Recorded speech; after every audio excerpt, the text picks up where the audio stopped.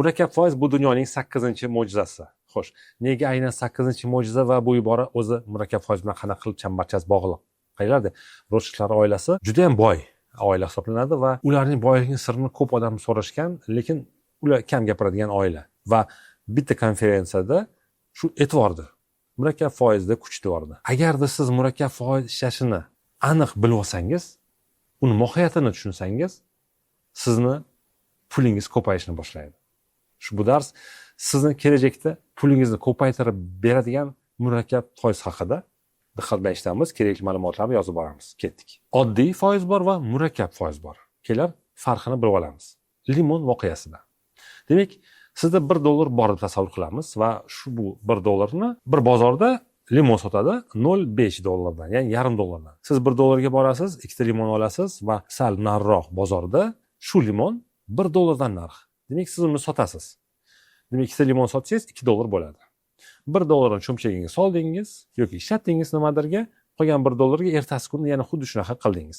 Borib ikkita limon sotib oldingiz, 50 sentdan, ya'ni $0.5 uni boshqa bozorga olib $1 dan sotdingiz. Va shunaqa qilib siz har kuni qilib yuribsiz. Ya'ni $1 ishlatasiz, $1 o'zingizga olib qo'yasiz va 30 kunda sizda roppa-rosa $31 bo'ladi. Zo'rmi? Zo'r. Lekin unchalik zo'r emas. Chunki murakkab foiz bu yerda ishlamayapti. Murakkab foiz qachon ishlaydi? Qachonki siz o'sha foydadan kelgan $1 ni reinvestitsiya qilsangiz.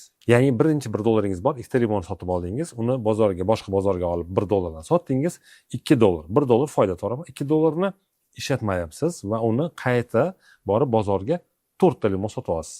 Keyin 4 ta limon olib sotib olasiz, sizga $4 olib bu bozordan endi 8 ta limon olasiz. Shunaqa qilib siz menga pul kerak emas deyapsiz, uni reinvestitsiya qilib ishlatib olasiz. Va tasavvur qiling, roppa-rosa xuddi shunaqa 30 kunda sizda necha pul bo'lardi? $1 milliard dan ko'proq. Tasavvur qilasizmi?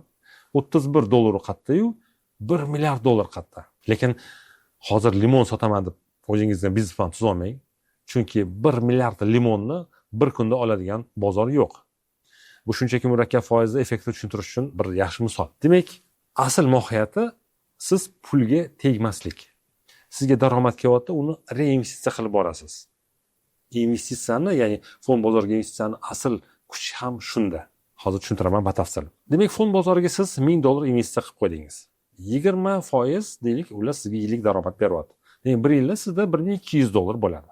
Agar murakkab foiz ishlatmasangiz, siz shu $200 ni ishlatasiz. Yana qolgan $1000 yana sizga $200 chiqarib beradi. Keyingi yil yana xuddi shunaqa qilib ishlatib yurasiz. $200 yeysiz. Lekin tegmasangiz, bir yilda 1200 bo'ldi, ya'ni 1000 soldingiz, bir yil oxirida 200 qo'shildi, uni tegmayapsiz. Undan keyingi shu yig'ilgan summadan hisoblanadi 20%. Va shunaqa qilib ko'payib boradi.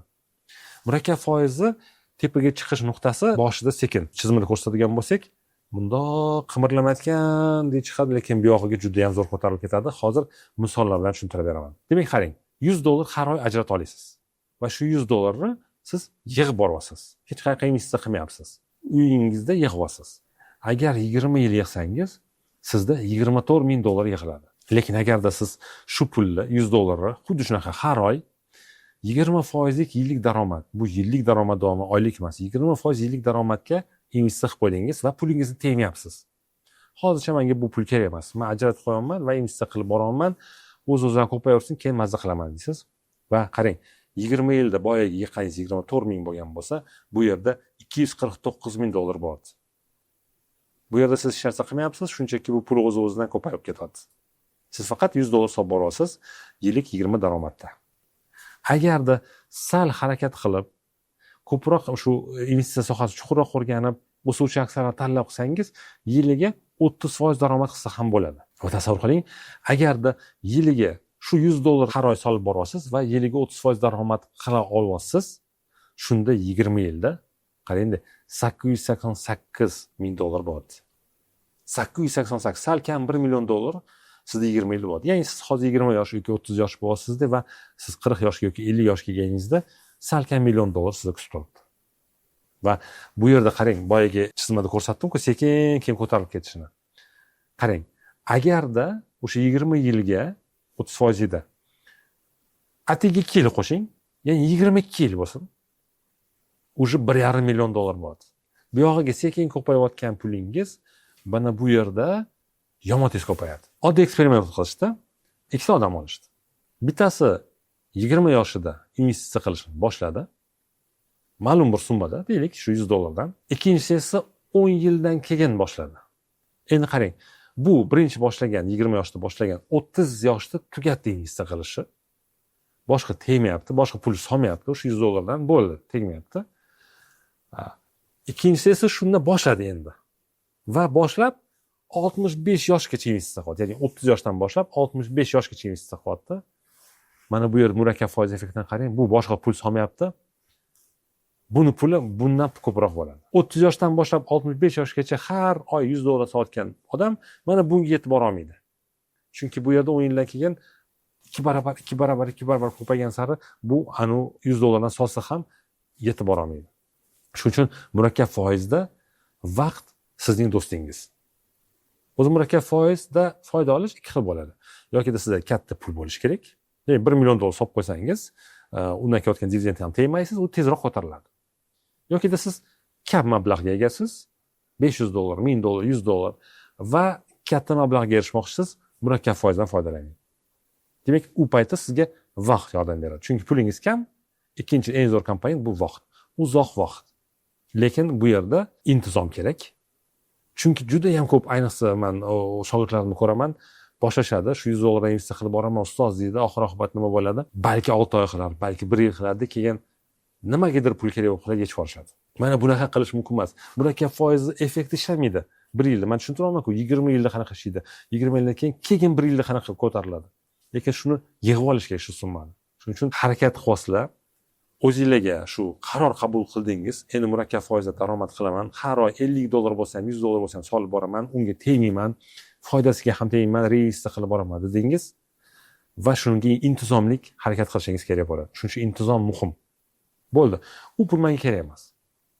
O'shaning uchun agarda uzoq muddatli murakkab foizdan foyda olmoqchi bo'lsangiz, iloji boricha sizga shu kerak emas summani qilib qo'yishingiz kerak. Oyligingiz 5 million bo'lsa, men 3 millionni investitsiya qilib qo'yaman demang.